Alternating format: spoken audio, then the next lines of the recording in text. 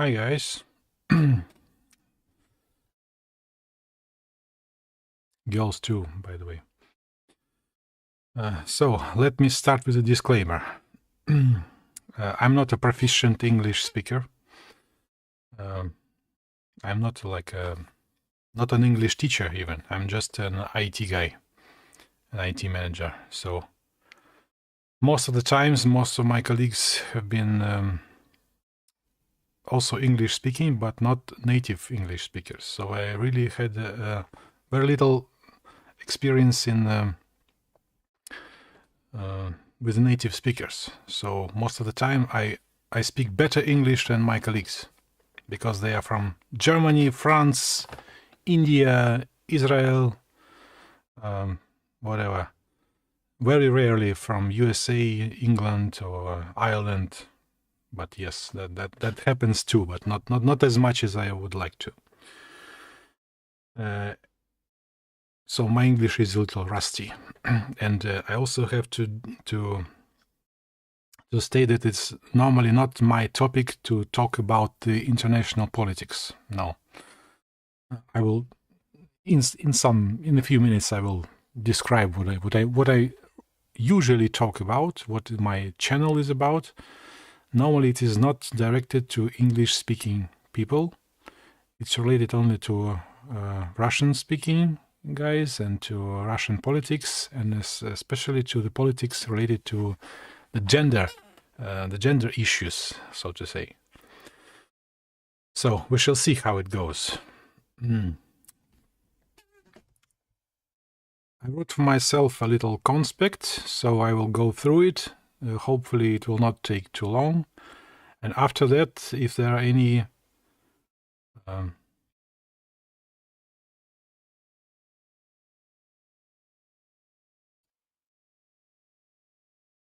not sure if it's working or not, but seems to be a better connection this time. Okay. By the way, YouTube might be experiencing additional problems even tonight, because actually it is believed that YouTube might be disabled or prohibited or firewalled even tonight as we speak. So I'm not sure if it's working or not in the way it's supposed to. It's hard to say. Okay, we shall try. Let me tap a recording just in case YouTube loses my stream. I will still upload it to my own site, but later about this one. I would like to begin by stating that I have a deep respect and to Coach Red Pill, and he has my full attention, although I'm not always agree with what he says, but definitely he has been the one really interesting to listen to. I think I made some critical points on him on his videos when he was still enabled on YouTube. Actually, YouTube disabled his channel, most of it at least. So now he only has like maybe 10 or a dozen of videos. All of them are related to Ukrainian situation because he is living in Ukraine right now. For the first 3 or 4 days, he's been in Kiev, and now he's in Kharkov. It had to hide. And I respect a lot him for what he says and what he believes, and I think he's really a clever and intelligent person. But at the same time, he has this barrier, of which I will try to talk about tonight.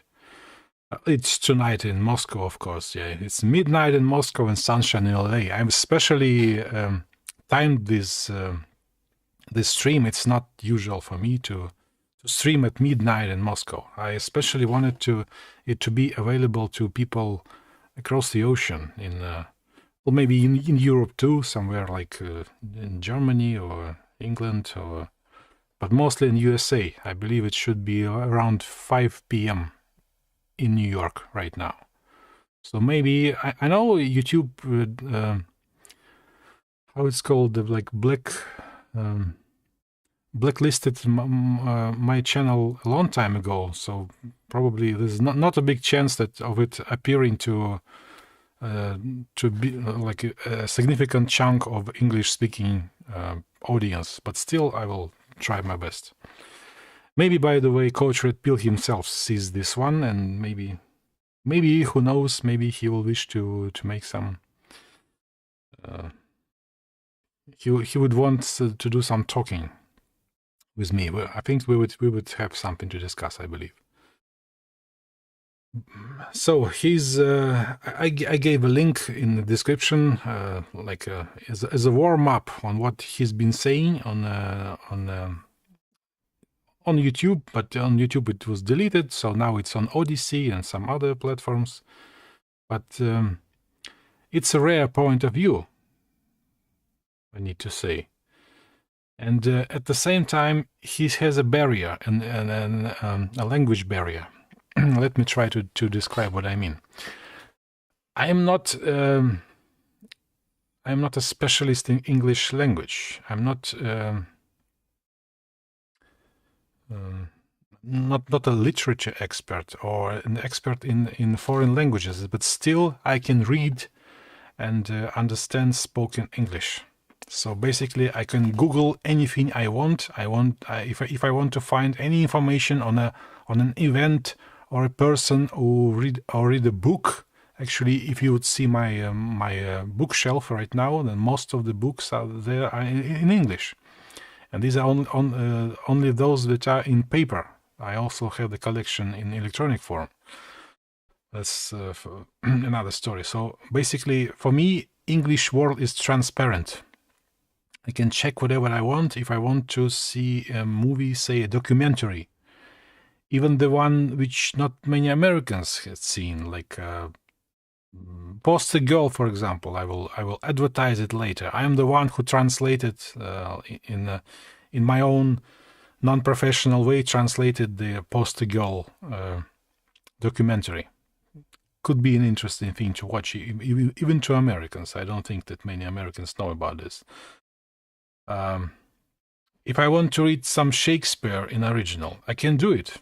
Maybe I will not understand everything, but I will surely understand a lot. And I know some things by heart, like I can quote it. And at the same time, Coach Red Pill, although he lives in Kiev, not specifically in Kiev, in Ukraine, or even if he has been living in Russia for some time, he's still not able to read or understand spoken Ukrainian or Russian. By the way, I've never studied Ukrainian, but if I turn on the Ukrainian channel, I can really, I have a really good understanding of what has been saying, because to me it sounds like a broken Russian mixed with some Polish a bit.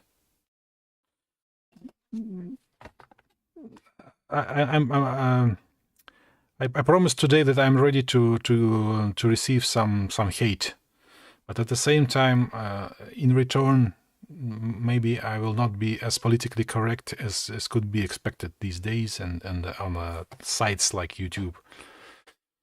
Like I said, YouTube might be its last days in Russian internet, or Runet as it's called.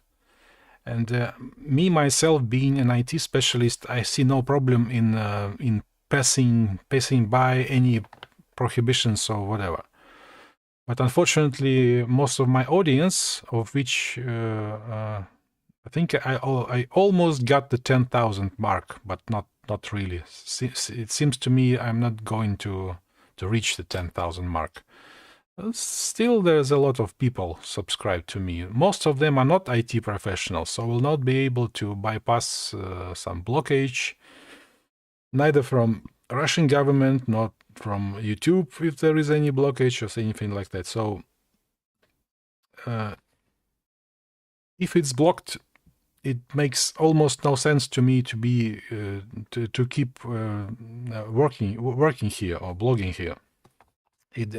It does not give me any. I haven't earned a single cent on YouTube, because when I turned on the monetization, it was only in a way to be able to manage this monetization, so that I could turn off this intermediate video advertisement and only enable the banners, which could be very easily blocked by ad block or anything like that.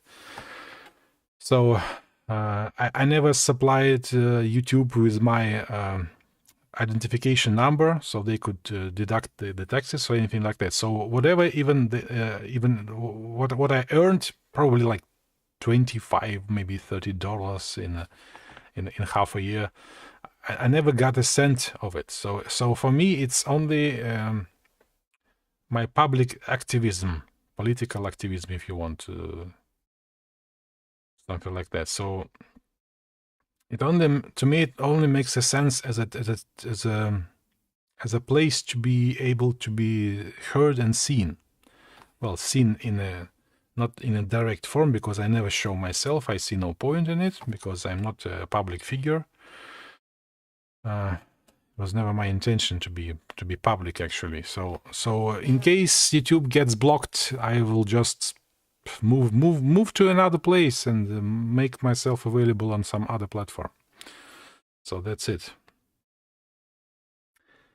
What I wanted to say to Coach Red Pill and people who like him or think alike, who think alike. Well, let me tell you some news from today, actually. So, Coach Red Pill is, as I understand, is of a big. He has a really good opinion on Putin or his strategy, or that he's really so determined, special thinker, strategist who's really determined, and so on. Today, there's been a special event. Putin should have been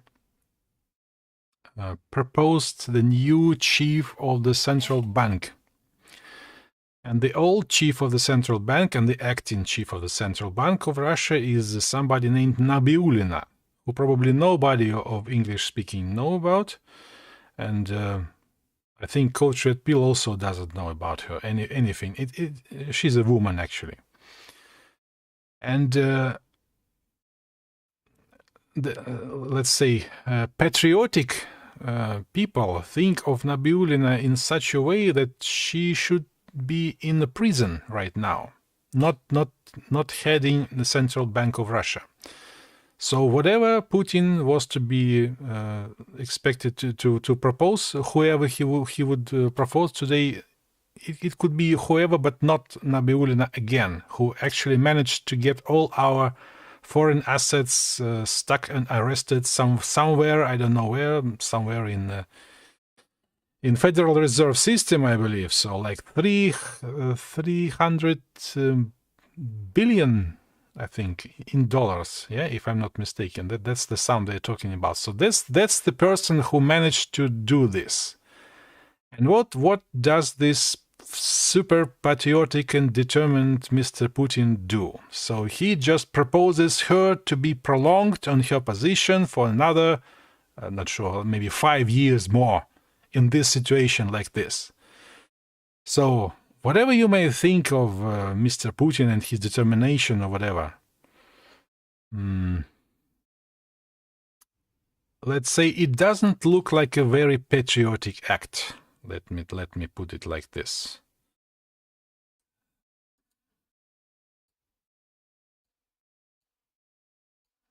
Is it working?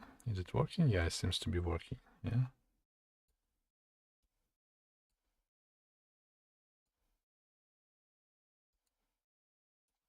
Yeah. Let me give you another example. No, really not. I'm not even finished with Miss Nabiullina herself. So, if you could guess, what do you think? Who do you think her husband is?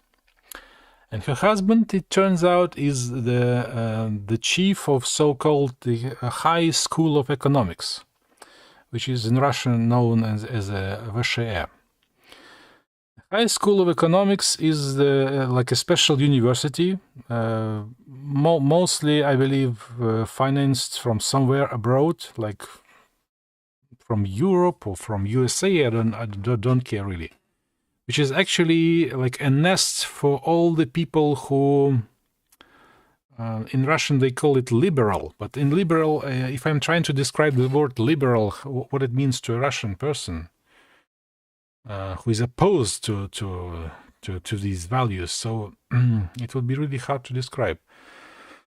Let me try to describe it like this. So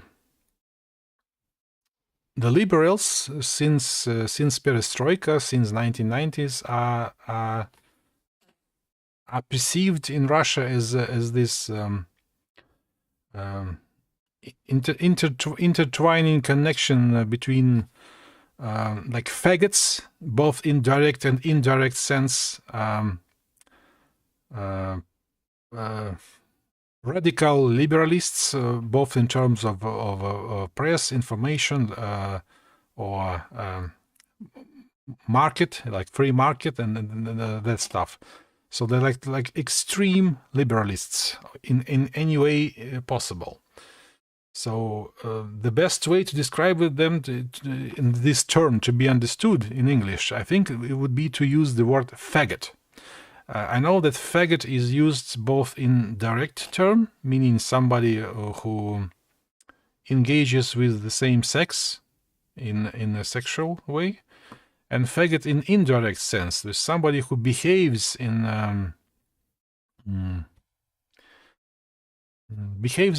a bad way, let's say. So these faggots. So I will be using that word. I'm sorry if it sounds derogatory, but that's the best translation that I can think about. So these faggots, for example, what they did. The people from this higher school of economics were almost every day present in this radio station, which also was a YouTube channel called The Echo of Moscow, which was by some miracle probably just closed a few days ago, actually. Maybe a week passed since then. So this Echo of Moscow, this ultra liberal piece of shit, let me say, was funded by the Gazprom, the famous Gazprom, the governmental company who owns almost everything related to gas industry, yeah, like natural gas. So the pipelines, the drilling, the selling, the buying, everything. So that is Gazprom. Gazprom also owns the thing called the company. It's called Gazprom Media.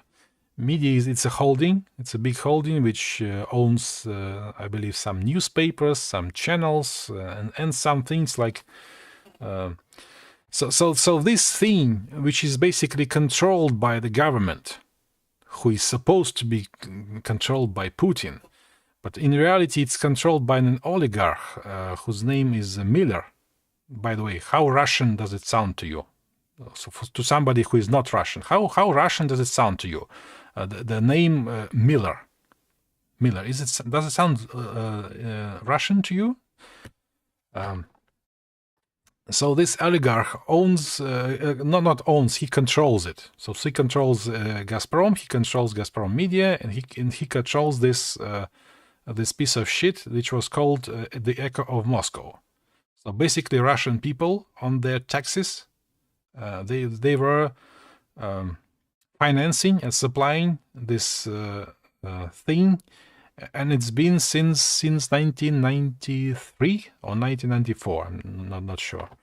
So it was closed only a few days ago because this Echo of Moscow's radio station and the corresponding YouTube channel were behaving absolutely against the current politics, especially in relation to Ukrainian situation. Yeah.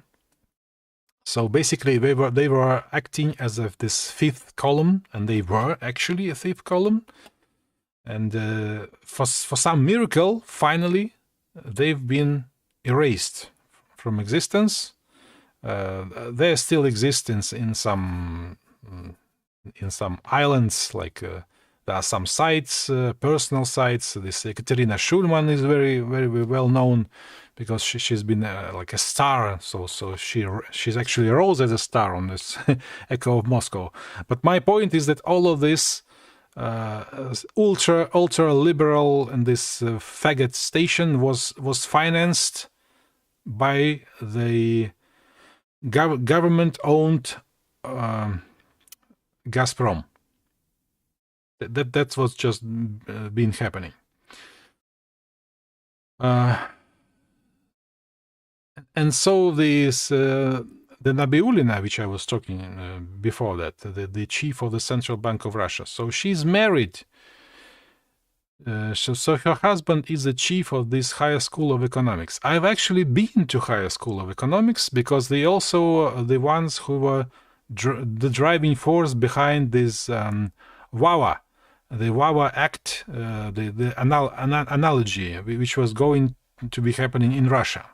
Fortunately, it haven't, because some people made a stand against it, and me myself also. So when I had a chance, I went to this higher school of economics and made actually a speech there against this WAWA Act. And that's one of the few videos in English which is available on my channel. I will put a link when I finished.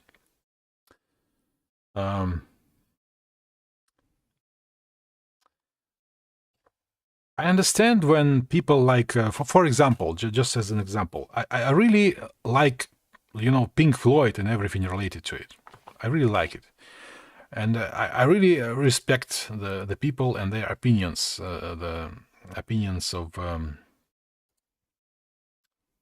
Roger Waters seems to be, he's political, really political on this thing.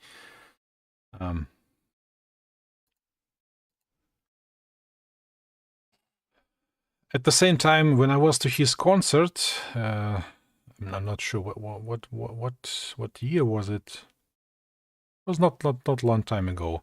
He spoke so nicely in between the songs about the problems they have in Palestine and in the Gaza sector and so on. But at the same time, he was really of a high opinion about Gorbachev. And for me, being finishing school during the Gorbachev time, Roger Waters, with all the well-meaning what he may be having, still he doesn't understand the context in which Gorbachev was acting and how especially how he's perceived now in Russia, and not only in Russia. So he perceives this only as a traitor and a criminal. That's what people think about him. But Roger Waters, who did not live in 1990s in Moscow or in Russia or in ex-USSR, so he doesn't know. He never experienced what Mikhail Gorbachev meant to the people, but we know. So to him, he could be a big hero who brought down the Berlin Wall, whatever, blah, blah, blah. But to us, he's really, to a lot of people in Russia, He's a traitor and a weak person, and who was dominated by his wife, and easily manipulated by this actor, Ronald Reagan. Yeah, so we know who it is. Yeah, so you see that's the difference. I can understand what Ronald Reagan is saying, but for example, Cultured Peel doesn't understand what Gorbachev is saying. So he needs like subtitles or somebody commenting on it. It's not to diminish his opinion, just to make a point, because to me these things are transparent, and to people like Roger Waters or to Cultured Peel, they are not transparent. It's a wall, it's a cultural wall and wall of language. So, for example, just as to demonstrate you some more things, let me show you something.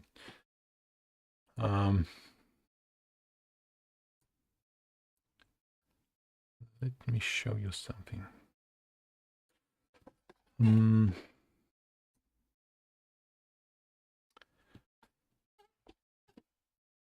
There's been a post of Cultured Peel posted this funny thing. Let's laugh all together. Let me show it to you.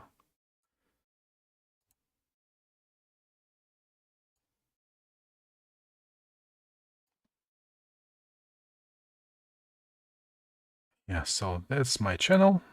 And sometimes when I see funny thing, I can repost it and I translate it for my audience who might not be as good at English as I am, although I'm not a linguist. So that's the funny picture that he... Let me see. Browser.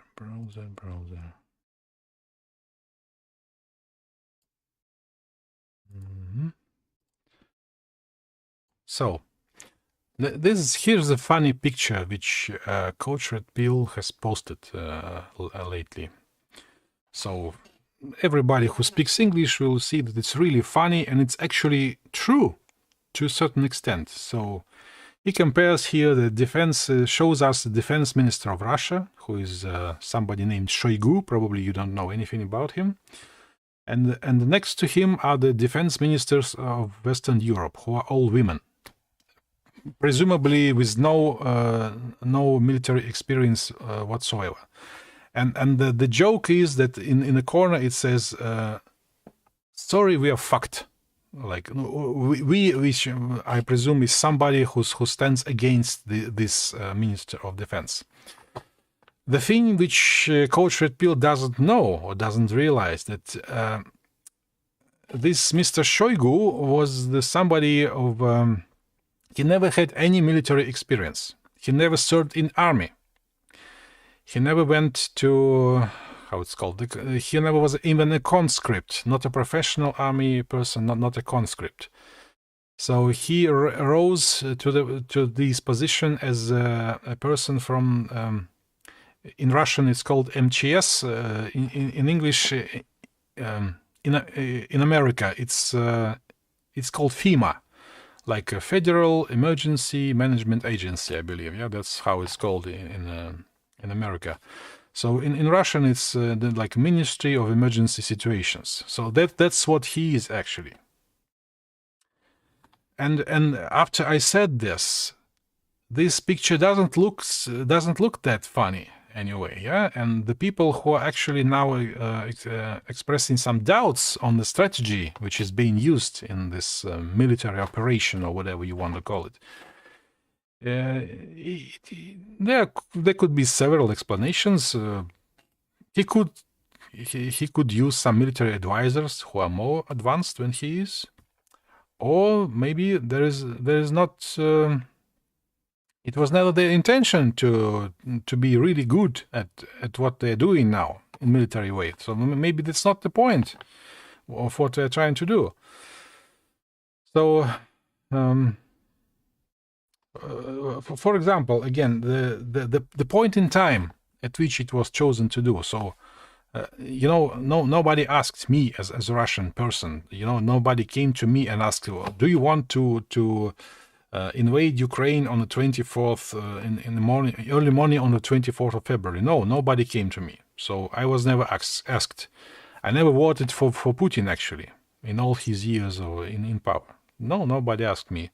So for some reason, we decided that was the point. And they have some explanations. And we could believe some of these explanations. But given the history of what has been happening for the last 20 years, I personally have trouble believing the explanation.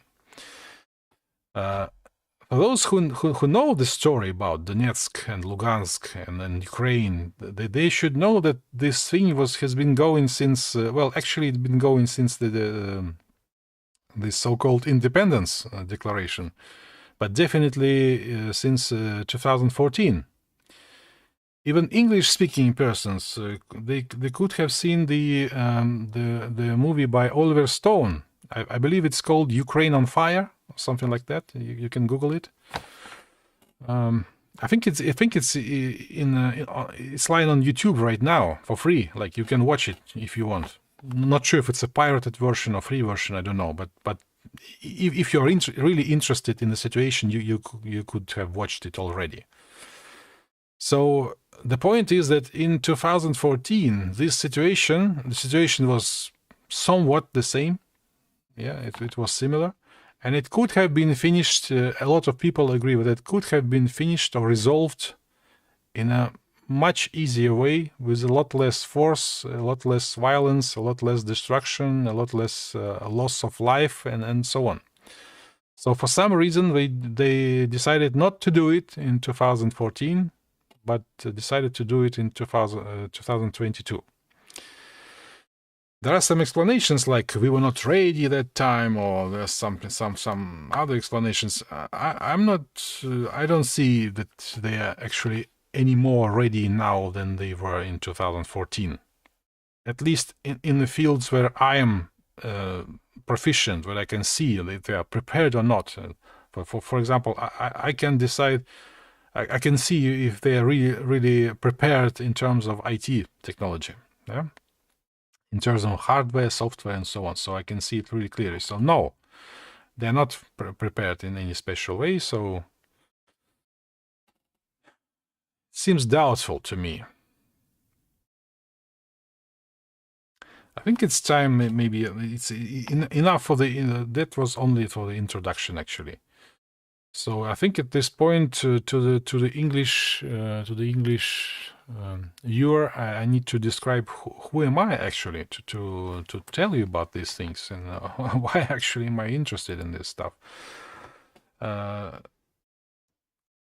In the beginning, I said that it's not usually my topic, the politics, or especially international politics, unless it's related to some gender studies or whatever.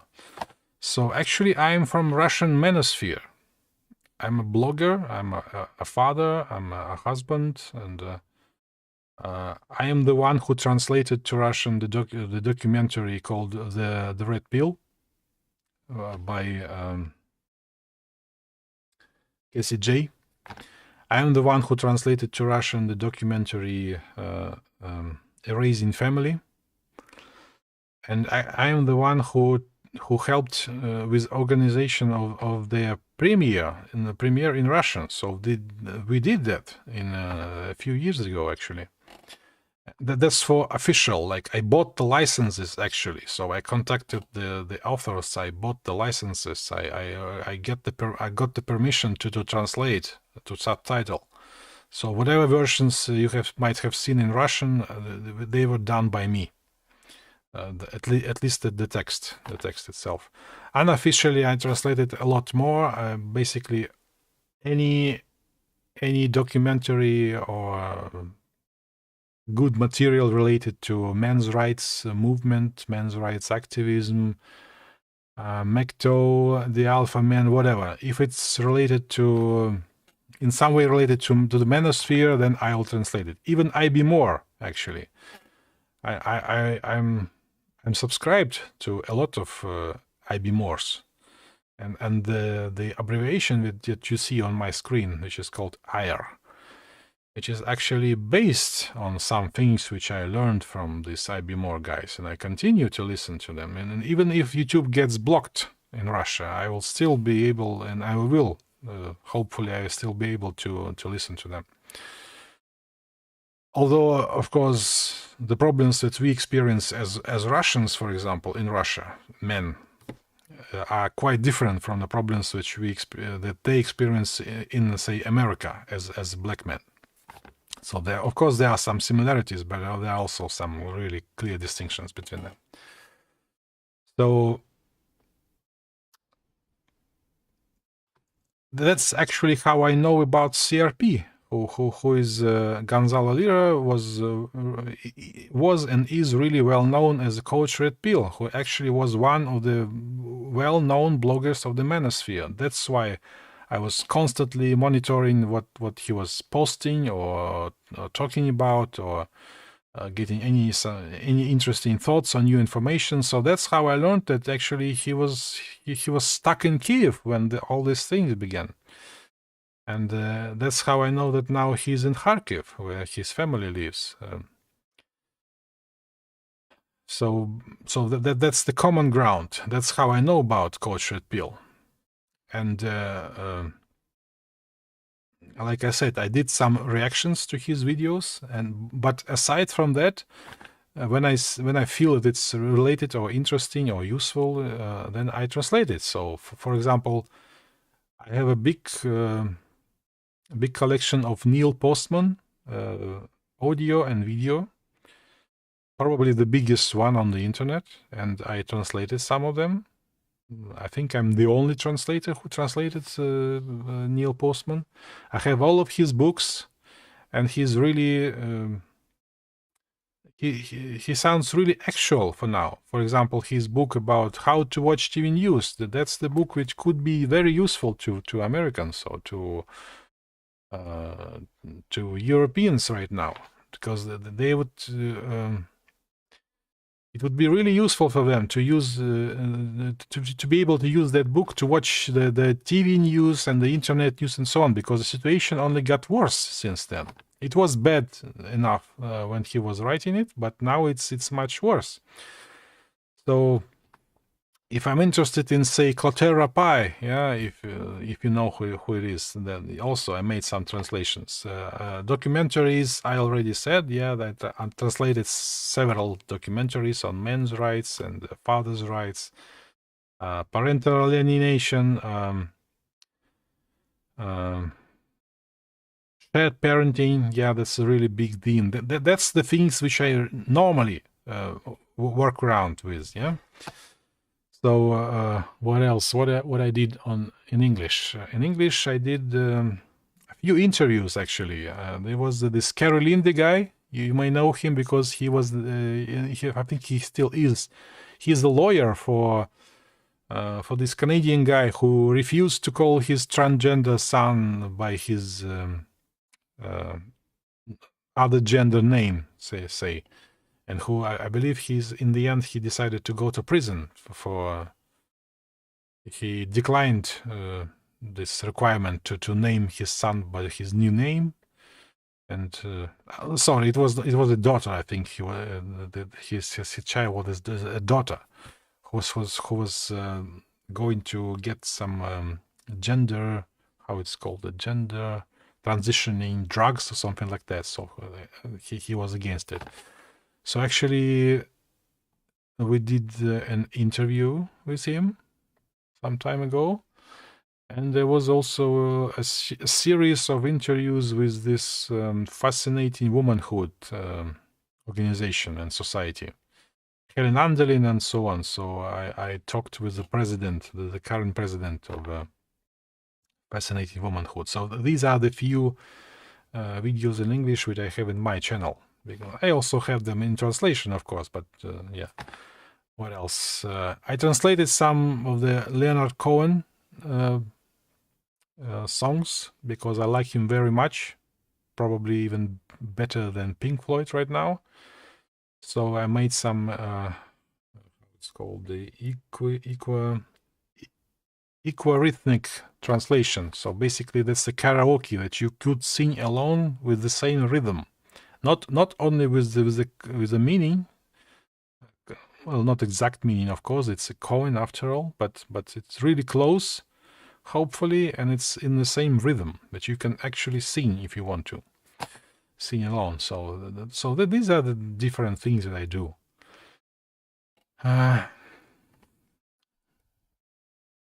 That's I'm only talking about this to demonstrate the level of my understanding of the English-speaking culture.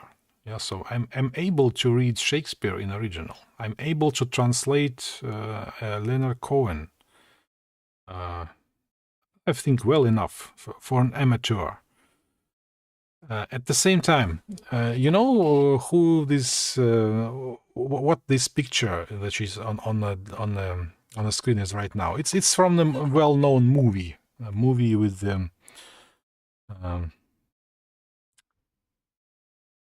Cage. I think his name is Cage. Yeah. So it's Lord of War. The scene about this map of Ukraine made of cocaine, which is really, I think it's rhythms with this the cokehead of Kiev, how our culture Peel calls this Zelensky guy, who actually doesn't decide anything. Actually, he's been managed by somebody who's named Kolomoisky.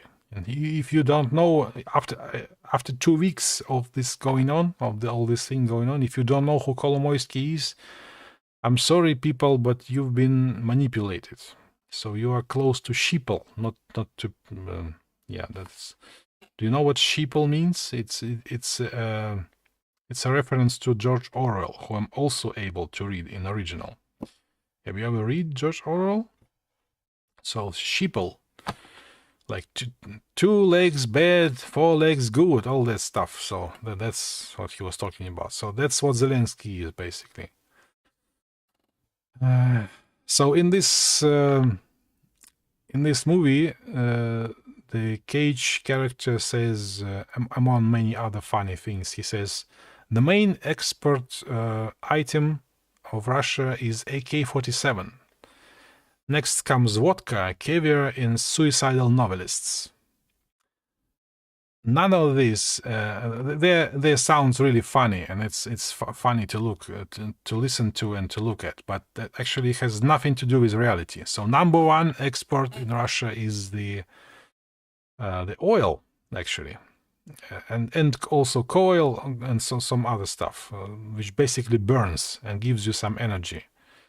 And number two, even not many Russians actually know what is a number two. Now, number two is a potassium. These are fertilizers, which are used really widely and which require a lot of energy also to be produced. So these probably should be the things which should be prohibited by now to be exported from Russia, but they are not. And that's the next point to this to my story about the chief of the central bank, the Miller, Gazprom, and the Echo of Moscow, and this Shoigu never been in army. So that's actually the thing which is goes in the same direction. So the measures which should have been taken like in the first day or two, they've never been taken actually. They're still not taken. And the person who allowed all of this to persist is actually proposed again just a few hours ago. Was proposed again by Putin to be reinstalled as the chief of the central bank of Russia. Whatever you want to think about that. On the other side of the fence, but that's the story which Coach Peel knows very, very well, so he talks about it a lot. So on the other side of the fence, the son of the current president of the United States, the Biden Jr., he's involved and is in position in some gas or oil related business in Ukraine. And he's been paid a lot actually to manage all of this. So, and let me quote you. Like there are a lot of articles like this, but I will just pick like the first which seems to me like, let me show it to you. Of course, you can't read it because it's in Russian, but I can. So let's see.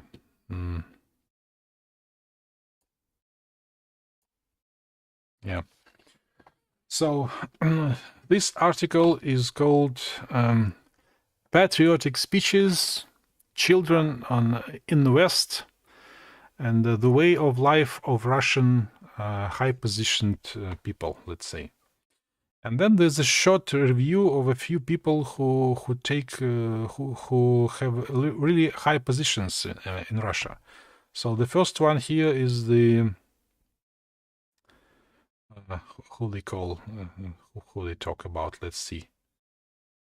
So this is Mr. Lavrov, who is Minister of Foreign Affairs now, who goes to these meetings and who poses as a strong protector of Russian interest and so on. So basically he has a daughter who is, I think she has a citizenship of another country, but she lives in another country, I think.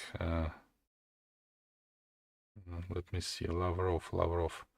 So Yakunin was the chief of a railroad monopoly. So his children and grandchildren are living in abroad. A son was studying in London and was living in London, then became a businessman. So he's basically an investor, and his elder son lives in Switzerland. The grandchildren are being educated also in these countries, and so on. And the Yakunin himself has a visa and with right to live and work in Germany. Astachov, Pavel Astachov was it's called the ombudsman, like the chief protector of human rights, of the children's rights. I don't remember really. So he was the one who prohibited the adoption of Russian children to foreign countries. So his eldest son was studying in Oxford and New York School of Economics. The small son was born in Cannes. Who else? Yeah, Elena Mizulina is really interesting. Elena Mizulina is really one of the people who are really adamant about protecting the traditional values, or whatever they call it. So really patriotic and so on. So by the way, her daughter now also is really patriotic and also sits in this people council, or whatever it's called.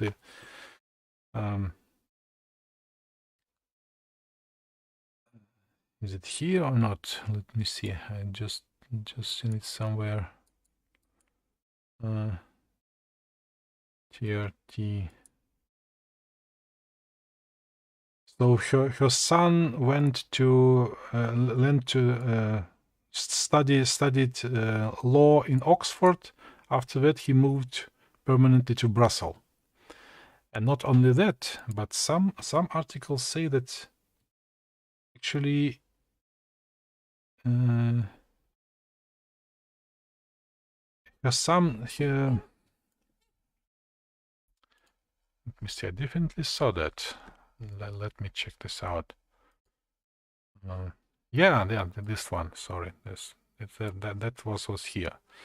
So the one on the right is the son of this woman who is protecting the traditional values. So this one, at least that's what's stated on the side of this photo. So he actually is engaged in the same-sex marriage abroad. And by the way, the person he's in marriage with is also a son of some high-positioned. I don't remember actually who exactly, but he's also from this Russian establishment, one of the sons. So this is the son of Mizulina. These are the people, and there's a long list here actually of all the children and mansions, children living abroad, mansions owned abroad, the double citizenships, and so on. So a lot of people in higher echelons of power in Russia, they are like that. So I'm not sure what kind of a really strong protection you can expect.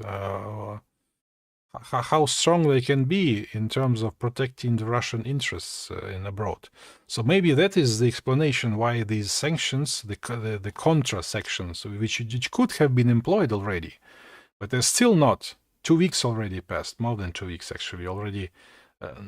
Next Wednesday it will be 3 weeks already. So the sanctions are still not employed, and Nabiullina is becoming again the chief of the central bank. So my point is that what Coach Shutpil describes, it doesn't seem to be to what it's really going on. The implication is worse, I'm afraid. And this on the other side, this engagement of children from the high establishment of United States and Germany, and I think the ex chancellor of Germany is now also in some high position of some enterprise which is dealing with the gas export import from Russia, something like that. So this is a lot of interconnection. So my point is that I think that what is really going on, we are being played, all of us. People in Russia are being played. People in the West are being played, and what is the general plan? Actually, we don't know. We can only speculate on what it is. So if we just look at what is happening, then yeah, CRP gives us really a good description about this. The Scott Ritter, the expert of the weapons expert, also gave the very similar position on about the current situation. But I think none of them are grasping what is really happening, probably because of this cultural language barrier. So from our side, it's transparent. In the other direction, it is not. But both sides, I think, are being played. I'm not sure exactly what is being played, but I guess we shall see in the nearest future. My best guess, I'm not an economist, I'm not an expert, not a weapons expert, not a war expert. So my best guess is that they're trying to write off some loans. So we've been knowing for a long time that there are troubles with this national debt in USA, and we also have some trouble in Russia also. So probably under all this fuss, they're going to just write it off. At the same time, making some additional money on this war machine and this production stuff and so on. So probably it's just an organized and orchestrated rewriting of the. Well, basically, it's a new world order. That would be the right way to describe it, I think. What else? What I wanted to say before we try to have some calls in.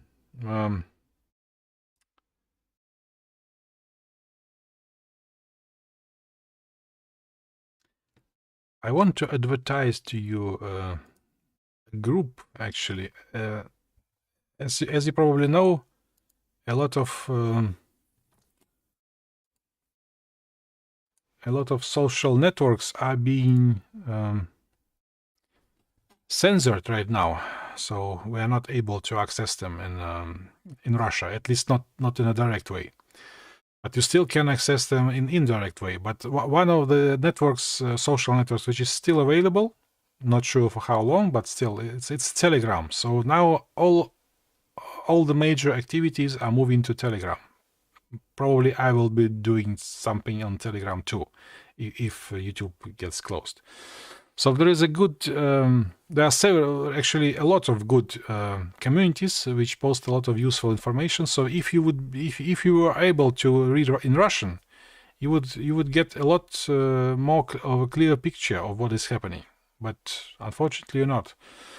So one of the communities which I want to share is it's called the Fake Cemetery. It doesn't mean the cemetery which is faked. It is a cemetery of fakes. So all of the fakes which go through this information war, and Coach Red Pill described it really well, of the scale of what is happening, of the information war. So we have dedicated communities who actually deconstruct and argue and collect all of these fakes which are being posted and translated in a lot of ways in Russia. So this picture I chose just as an illustration, because if you are from West, you might have seen this photo recently, which is in some I think it's Italian. It's an Italian newspaper.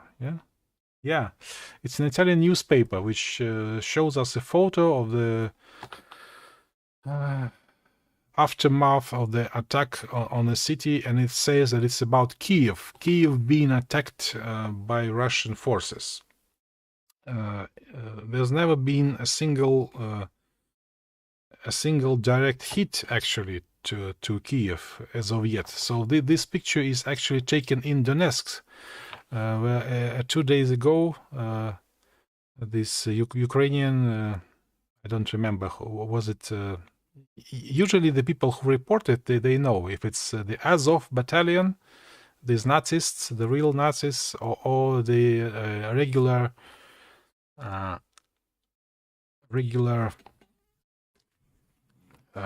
armed forces of Ukraine did that. I'm not sure, but one of them. So it was a cassette warhead which was fired directly on the central of Donetsk during midday, where there was a lot of people. So 20 plus dead, I believe, and about the same number wounded. So it shows the Donetsk actually, but it's written that it's Kiev. Yeah, so that's how these people work actually. That's how the information war works. What else? Just an example. I'm not going to show you a lot of this stuff. Just to demonstrate what kind of information you would get if you would be able to, if you were able to read Russian. This video on the left says it's written in Ukraine, like Russian occupants are bombing civilians, and on the right it's the original video, which is people they find these things on the internet. So it's actually a fire which was happening in 2017, and it's on a different it's in Rostov, so it's a different point, different time, different everything. So what else? Just an example. Yeah, about the Kiev. Yes, there's Kiev again. This because this was recent. This one. What else? What else? Just to understand. Yeah, that's the fakes. They are describing why these videos of Zelensky being in Kiev are actually fakes, because the light is not correct. Let me see what else. Let me find some good example. I would like to show you. I'm not sure that I will be able to find it that quickly, but this video of this ghost of Kiev, which is flying and shooting down a plane, it was stated a long time ago, actually, maybe in the first or second day, that this video was a screen from a video game, actually.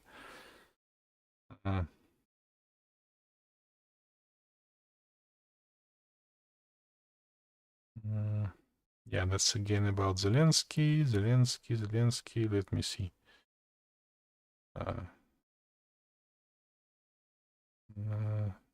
Diffusing some bomb.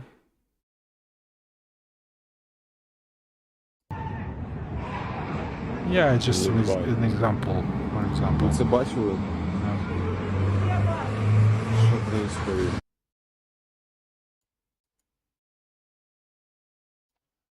I don't remember what was the story here.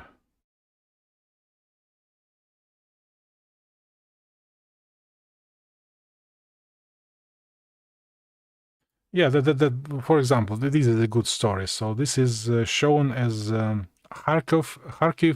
Kharkiv is in Ukraine. In Russian, it's Kharkov. So Kharkov being bombed. So these are the aftermath of the bombing. And the people who search for this, for the sources of this stuff, say that it's actually is Beirut, in Lebanese Beirut in August 2020. So these are the stuff which goes on. Most of these are fakes, actually. I would say most of these are fakes, and they are. That's how the Ukrainian TV now operates. Not only TV. It's on the YouTube. On the Russian stations are being blocked now on YouTube, which is no surprise actually to myself, because I was I've been prepared for a long time to be blocked because I'm from the manosphere. So we are being blocked for other reasons. Do you remember and do you know who Stefan Molyneux is and why he's not on YouTube anymore? Do you know where all the other videos related to this gender problems, videos of Cultured Peel, where they are? So we know that they are. So they've been blocked. So it's not only about Maria Zakharova or RT or any other stuff related to Russia. So it's happening all the time, all over YouTube, and not only YouTube. It's Twitter, it's Facebook, which both now blocked in Russia, and so on. So about this community of this news record, I will make this. I will give you a link for this. So basically, I'm not. I will not say it as an insult or as it's not the guilt of a usual small of little people who don't know about these things, especially when there is this such a language barrier. But what I would like to say, like, it's a few checkpoints by which you can decide if you are being manipulated or you know almost nothing about what is happening actually on the ground. For example, do you know who Stepan Bandera is and why there is an avenue in his name in the center of Kiev? If you don't know about this, then you've been watching the wrong news sources, so you know nothing about the situation. Do you know what is Volyn? It's an area, actually. It's a geographical name, Volyn. There is a movie about Volyn and how it is related to Bandera. Do you know about this? If not, and more than 2 weeks passed, you've been watching the wrong news sources. I'm sorry. Do you know who Kolomoisky is and how he's related to the situation, how he's related to Zelensky? And if you don't know who he is and how he is related to Azov, I'm sorry, you've been watching the wrong news sources. Do you know how Zelensky came to power? If you don't know about this, then sorry, you've been watching the wrong news sources. By the way, Coach Red Pill made a really good several videos about this. You've been watching a lot of this shelling and like war action going on. Can you distinguish between a tank T-60 something and T-70 something? If you can't distinguish, then basically most of the time you can't distinguish between which one is Russian, which one is Ukrainian. Can you distinguish the paint, the war paint they use on the vehicles, the Russian paint and the Ukrainian paint? If you don't know the difference, then most of the time you don't know what you've been shown. So you can't distinguish if it's true or not. They tell you that this is Ukrainian and this is Russian. You don't know which is which. Can you recognize the remains of Tochka U? Tochka U it's called in Russian, the missile. And do you know that it's haven't been used in Russian forces since 2019? So if you see the remains of Tochka U, then you know that it's not Russian. So it's whatever happened, it was not Russia who did it. So it is just examples of the things that you should know by now. Like 2 weeks passed. Come on, if you had good sources, you should already been proficient in this stuff. So they could not sell you this bullshit, for lack of the better word. Yeah. So what else? Let's see what Coach Red Pill recommends. So I made this. Found his post about this because it's a good recommendation for English-speaking people. So the advertisement, his recommendation on the Ukraine on Fire by Oliver Stone. If you haven't seen it, you probably don't understand what's going on. You don't know the history of what is happening. And just for comparison, Winter on Fire. That's the Netflix variant. Do you think we were going to miss Netflix? No, I don't think so. By the way, I've been able to watch House of Cards in original, and I understand most of the times most of what's been said. Can you watch the interview of, say, Putin or whoever without subtitles? I don't think so. Emergency edition of Besagon. Yeah, that's good. This is Russian produced, but it's subtitled. MH17. It's about this the plane which was shot down, and there's a lot of fuss about this. So there's an independent film about this. And Donbass, 2016, and Laurie Bonnell. It's a French-made film. So that's like just a few things that you should know about and you should have watched already by now. But most of the times, most of the people, yeah, they haven't. Sorry. What else? Let's see if we have anyone in a meeting. I don't see anyone, so nobody wants to. Probably we didn't get much of the English-speaking people, I think, yeah. So I don't see anyone. Does anyone want to have a say on the topic before YouTube gets blocked and I'm never appearing again here? Well, okay, if you're English speaking, probably you're not going to miss me. That's for sure. Actually, my main site is working in Tor network because we are both pressed by our own government and regulations in Russia, and by the regulations of YouTube, this liberal buttheads. Yeah, so we have to operate in a special way. Not only myself, most of the people who work on this sensitive social political subjects. So that's the way we have to live. So do I see anyone? Anyone wants to participate? The meeting is up and running. I will be waiting, say, so it's 1:08 at this time, so probably I will wait for like 5 minutes. If nobody appears, then I will be finishing off for tonight, which is probably it could be that tonight is my last big stream on YouTube. That's a possibility. Yeah, I'm not going to miss it actually. So since my usual audience can, if they will not be able to see it, then there is no point for me to stream here. So I don't make any money of this. So it is only used as a way to distribute useful information and to engage with people.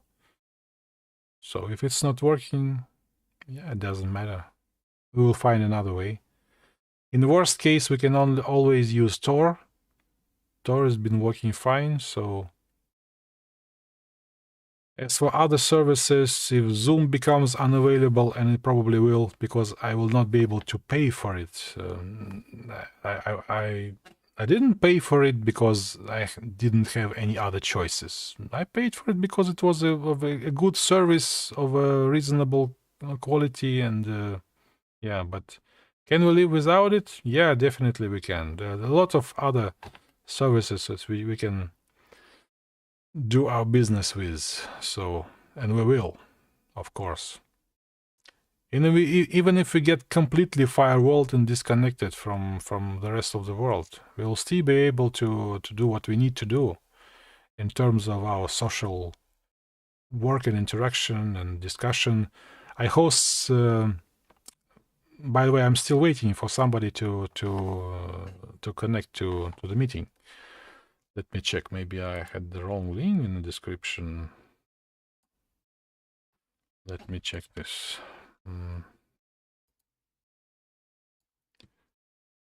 Let me check this.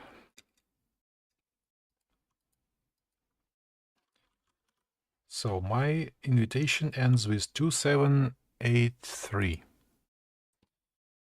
And the invitation it's 2783. Yeah, so that's the right one. So I'm still waiting for 3 more minutes for any person wanting to engage.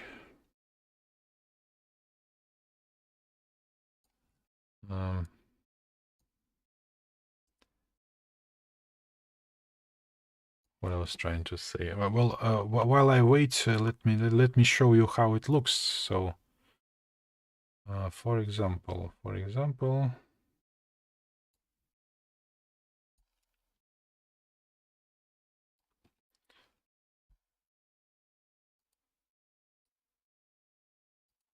so here's my Tor website. So Tor is not only for drug dealers and pornography. So it's only for people who have no other place to go, unfortunately. So my translations are here. Let me see what kind of translations we have.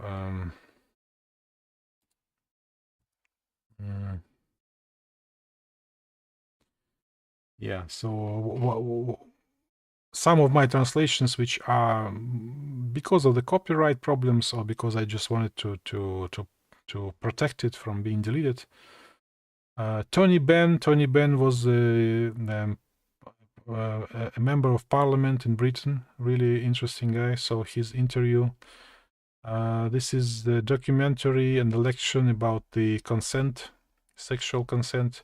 This is a documentary, Unprotected, about this Pope and the pill. Alpha Man is a really recent documentary from YouTube about this community, men's community. The Divorce Corp, really nice, very good documentary on divorce industry in the United States and some other countries. I Survived, I Kissed Dating Goodbye. Probably you heard about this. Also a documentary on the author of the book. Poster Girl, I'm really proud about it because I think not even many Americans have seen this documentary. But I not only seen it, I liked it and I translated it to Russian. I think it's a good translation. Dad is also a documentary. I think the original is on YouTube. Documentary on the father's rights and the problems the fathers are having. So what else? Buck is a movie about this horse trainer.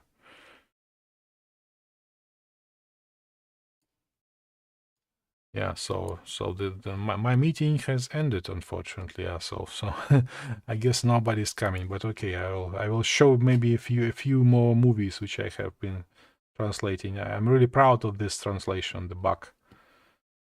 Buck Brenneman. Yeah, what else? This is closer to I.B. Moore, Casualties of War. Yeah, I know about this stuff, and I even translated it. So what else? Nina Pali. Probably you heard about Nina Pali, yeah, and the stuff that she did. What else? Some translations of Cohen. Yeah, and we also translate some books now collectively, but that's another story. So since nobody came to say anything in English, in this case, I think I'm going to end my presentation by now.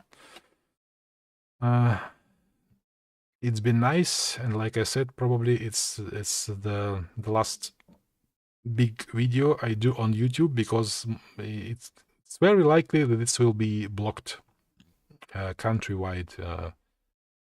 Maybe even tomorrow, maybe even.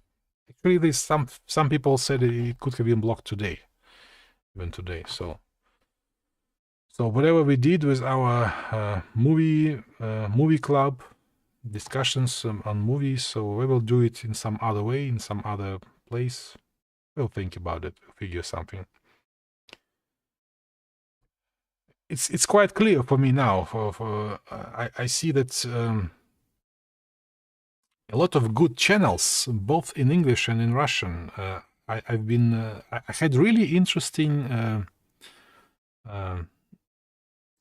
how it's called, the news ribbon. Yeah, so you get this really nice flow of interesting topics and interesting people talking about interesting stuff. And as more and more of these people were blocked, there's been less and less reason to start the YouTube application or to open it or to see. So it becomes harder and harder to find anything useful or informative on this platform. So if they blocked everything interesting, so it also makes no sense for me being there, because if people have to go to a certain site only for special one person, then they can go to any site, to my personal site, for example, or to some not so much very much known site like Odyssey or Locals or whatever. So we have ways to do, and we have places to go. So and if everything else fails, we always have our Tor. Tor is still working. Bastion also could be a platform to consider, let's say. Okay, so I hope my English wasn't that bad. It wasn't too sounded too Russian or too much of a Ryazan accent. So I did my best. If it wasn't much, then okay. I couldn't feel, so I tried to touch. Okay, so we shall see us some other place and some other time. Good night and good luck. And tomorrow check on the links. I will put everything which I mentioned or shown to you, I will put them all in the links. So all of you who are English speaking, you can use Google Translate to understand what is being said there. For the videos and pictures, I'm sorry. There is nothing I can help you with. But for Russian-speaking people who also don't know about these sources of information, you can really learn something useful about this thing which is going on. And the bottom line is, I don't think any country gives us the proper picture of what is really happening. I believe it's a play. It's a stage play between several parties. And we are being played. We are the ones being played. Okay. See you. Some other time, some other place.